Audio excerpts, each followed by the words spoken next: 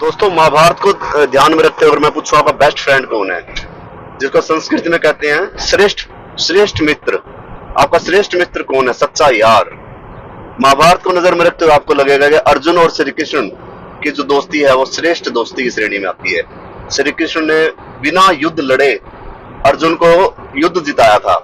और अगर बात करें सर्वश्रेष्ठ मित्र की, तो मेरी नजरों में सर्वश्रेष्ठ मित्र, और शास्त्रों में भी कहा गया है कि कर्ण सर्वश्रेष्ठ मित्र की श्रेणी में आता है। जो गलत होते हुए भी कर्ण ने कभी भी दुर्योधन का साथ नहीं छोड़ा। इवन उसको लास्ट में पता लग गया था कि पांडव उसके भाई हैं, फिर भी वो दुर्योधन के साथ डटा रहा। ये होते हैं सर्वश्रेष्ठ मित्र। दोस्तों, मैं एक नई कैटेगरी के बारे में आज आपको बताना चाहता हूँ।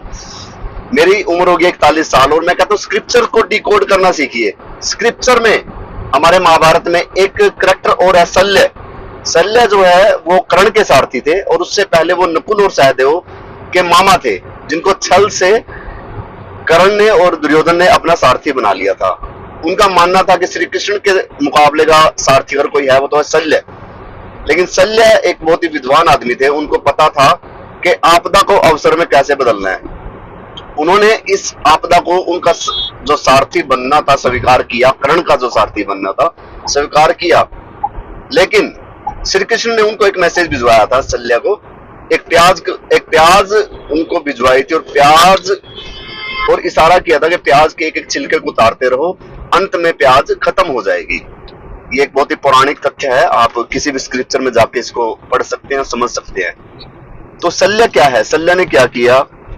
धीरे धीरे धीरे धीरे कर्ण के मनोबल को गिराना शुरू किया, और कर्ण के मौत की वजह कहीं ना कहीं शल्य को भी माना जाता है। उसने हर बात पे कर्ण को नीचा दिखाया, हर बात पे कर्ण का मनोबल तोड़ा, अर्जुन को ऊंचा दिखाया, जिसकी वजह से कर्ण की मौत हुई। हालांकि कर्ण की मौत के और भी बहुत कारण जो है एक्सप्लेन किए जाते हैं। अच्छा मित्रों, अब आते हैं वास्तविक बात पे। आप अपनी फ्रेंड लिस्ट में नजर डालिए। आपके बहुत सारे मित्र ऐसे होंगे जो श्रेष्ठ हैं श्री कृष्ण की तरह। आपको ऐसा मार्गदर्शन और ऐसा साथ आपका देंगे कि वो बिना युद्ध में उतरे आपको लड़ाई जिता देंगे। दूसरा मित्र है आपका कर्ण जैसा। उसको पता कि आप गलत हो, फिर भी आपके गलत में वो मूक सहमति के साथ आपके साथ खड़े रहेंगे। जैसे मुन्ना भाई MBBS मूवी में होता है ना, छोटा सर्किट, ठीक है भाई हो जाएगा। इस टाइप के जो मित्र होते हैं ना, सर्वश्रेष्ठ मित्र होते हैं। और तीसरी कैटेगरी होती है दोस्त शल्य। शल्य मित्र सूची को आप खंगालिए। ये मित्र क्या करेंगे? आपके मनोबल को धीरे धीरे गिराएंगे। इनके लक्षण बड़े असाधारण होते हैं। ये बहुत ही नेगेटिव एटीट्यूड के और नेगेटिव ऑरा के लोग होते हैं। ये हर बात में आपको नीचा दिखाएंगे। कोई भी प्रोजेक्ट आप लेके आइए, कोई कुछ भी आपने एक नया आइडिया लेके आइए, ये हमेशा आपको बोलेंगे तुझसे नहीं हो पाएगा, तू नहीं कर पाएगा, ये तो बहुत लेट हो चुका है। और आपसे ईर्ष्या बहुत करेंगे। वो हर बात, वो किसी भी बात पे आपको अप्रिशिएट नहीं करेंगे। तो ऐसे दोस्तों को खंगालिए।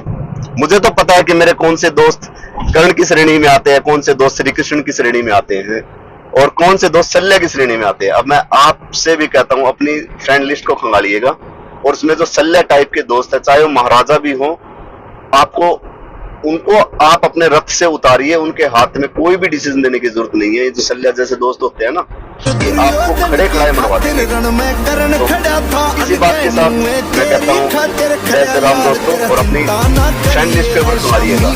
जय श्री राम।